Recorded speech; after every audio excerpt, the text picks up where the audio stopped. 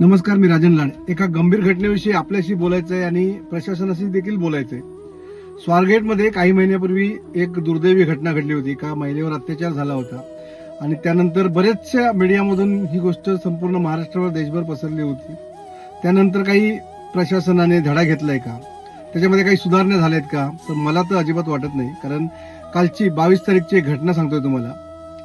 मी आणि माझी फॅमिली काही कामानिमित्त राजापूर स्वारगेट जी गाडी आहे त्या गाडीने पुण्याला गेलो होतो. 4च्या आसपास, पावणे 4च्या आसपास ती गाडी स्वारगेटला पोहोचली. आम्ही उतरल्यानंतर मी रिक्षा शोधण्यासाठी बाहेर गेलो होतो आणि दरम्यानच्या काळात परत जेव्हा आलो तेव्हा माझी बहीण, माझी भाऊजी, भाची सोबत होती. ती एका मुलीसोबत बसले होते. ती मुलगी रडत होती. घटनाक्रम जाणून घेतलं तेव्हा असं समजलं की ती मुलगी जी होती ती दापोलीला कुठेतरी शिक्षणासाठी असते आणि एका प्रदर्शन पाहण्यासाठी बारामतीला चालली होती. जवळपास 1 ते 2 तास ती स्वारगेट स्टेशनला होती.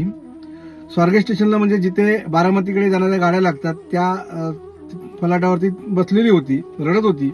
तिला विचारलं तेव्हा तिने काही जो घटनाक्रम सांगितला तो असा होता की एक इसम सातत्याने तिच्यावर नजर ठेवून होता, सातत्याने तिचा पाठलाग करत होता.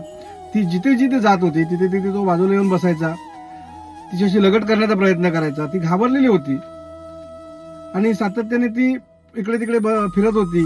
कोणी तिला मदत करत नव्हती.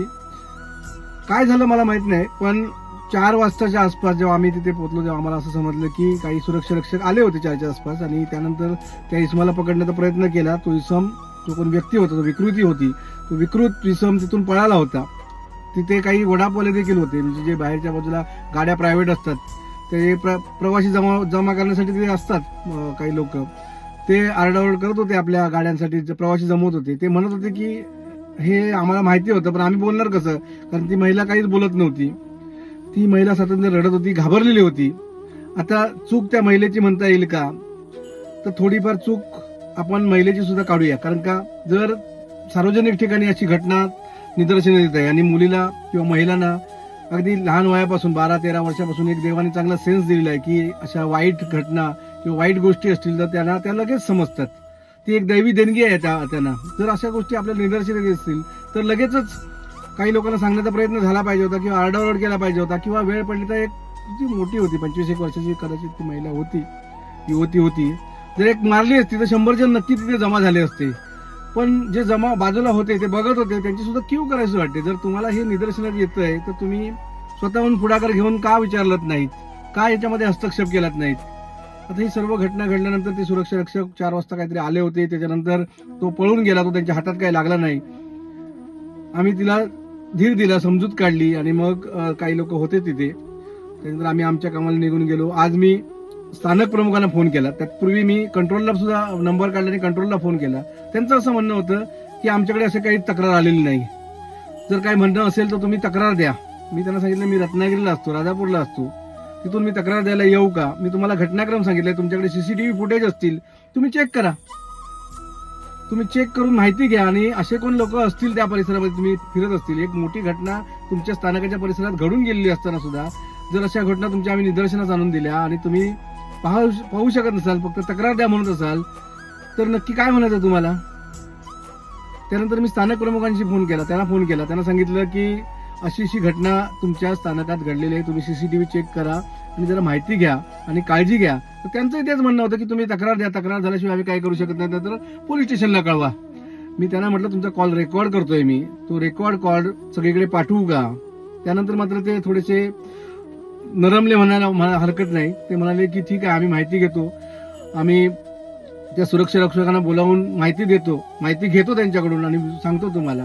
तर मी त्यांना विनंती केली की हा जो घटनाक्रम झालाय त्याबद्दल मला माहिती पाहिजे, नक्की काय आहे, असे कोणी विकृत व्यक्ती त्या परिसरात फिरतायत का, याच्यावर तुमची नजर असली पाहिजे. आता तुम्हाला आम्ही घटनेची माहिती दिली, तुम्ही तक्रारीची वाट बघत बसू नका. त्यानंतर मी स्वारगेट पोलीस स्टेशनला देखील फोन केलाय. स्वारगेट पोलीस स्टेशनला एक मॅडम होत्या, त्यांना विनंती केली की मॅडम असा घटनाक्रम झालेला आहे, तर तुम्ही सुद्धा याची माहिती घ्या. आणि स्वारगेट पोलीस स्टेशनला मला जी माहिती मिळाली की PI निकम साहेब आहेत. निकम साहेब, तुम्हाला हात जोडून विनंती आहे की 22 तारीखला पहाटे सकाळी 3 वाजल्यापासून 4:15 वाजेपर्यंतचा जो सीसीटीव्ही फुटेज आहे तो तुम्ही एकदा चेक करा आणि त्या परिसरात अशी घटना घडली आहे का ते एकदा पाहून घ्या. जर अशा कोणी व्यक्ती असतील त्या परिसरामध्ये फिरत असतील आणि काही लोक उघड्या डोळ्याने बघून सुद्धा त्याच्याकडे दुर्लक्ष करत असतील तर अजून एखादी दुर्दैवी घटना घडायला वेळ पडणार नाही. कारण काही महिला ज्या आहेत ते घाबरले असतात, कुठे आपण तक्रार करायची, कुठे याच्यामध्ये सगळं फसायचं, म्हणून त्या पुढे येत नसतील कदाचित. पण आपण या गोष्टीवरती लक्ष दिलं पाहिजे. एक सामाजिक बांध म्हणून, एक जबाबदारी म्हणून कोणतीही तक्रारची वाट न बघता याच्यावरती कारवाई झाली पाहिजे. तुम्ही शोध घ्या, तपास घ्या, त्याच्यातून जर ही घटना सत्य वाटली तर तुम्हाला, तर त्याच्यावरती नक्की तुम्ही काहीतरी कारवाई करा. या व्हिडिओच्या माध्यमातून मी सन्माननीय एकनाथ शिंदे साहेब, त्याच्यानंतर परिवहन मंत्री सन्माननीय प्रताप सरनाईक साहेब यांनाही विनंती करतो, प्रत्येक स्थानकामध्ये सीसीटीव्ही लावलेले आहेत महिलांच्या सुरक्षेसाठी. त्याचा कसा उपयोग होतोय याचा आढावा किमान 1-2-3 महिन्यातून घेतला जावा. तसे आदेश आपल्याकडून निघावेत. आता या घटनेची माहिती मी तुम्हाला दिलेली आहे.